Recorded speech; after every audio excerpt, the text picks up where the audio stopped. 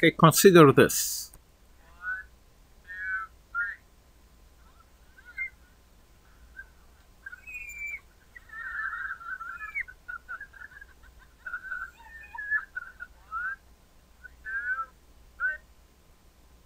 Okay, you notice that initially the kids are far away from the axis about which the platform is rotating.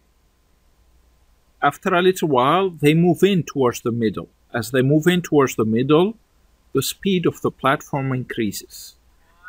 Okay, the rotational speed. See that? It's rotating faster.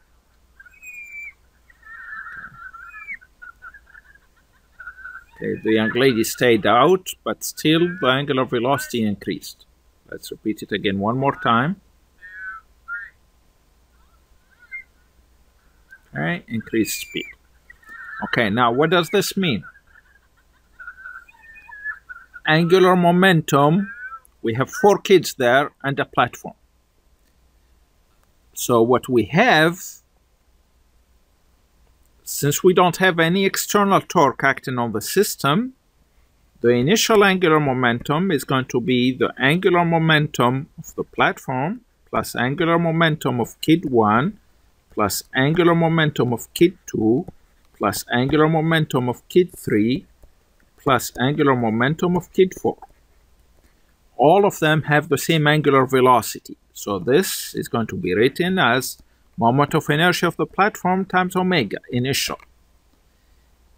And then moment of inertia of kid 1 times omega sub I plus I k2 times omega initial plus I k3 kid 3 times omega I plus I kid 4 times omega I.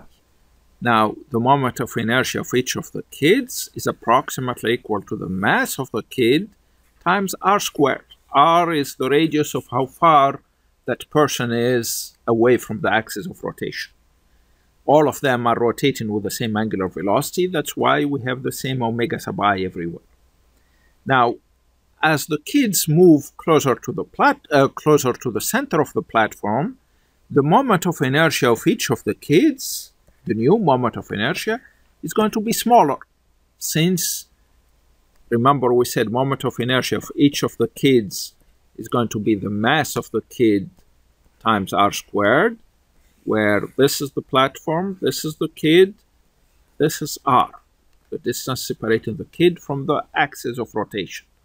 Now, when the kid moves closer to the axis, we have a smaller r.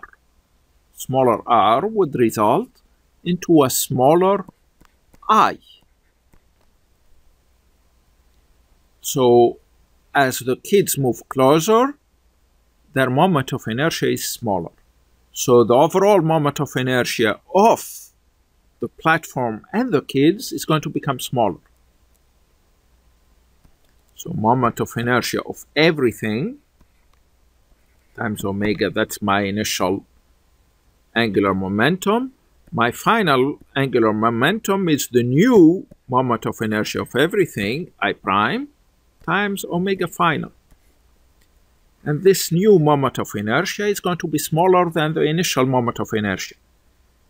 To have conservation of angular momentum and for LF to be equal to Li, since I prime is smaller than I, IF has to be larger than omega I. But let me repeat it. We want Li to be equal to LF, initial angular momentum equal to final angular momentum, since we don't have an external torque.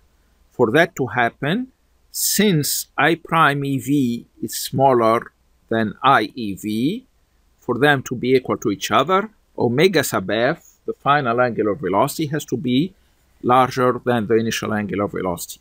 And that's what we have observed here.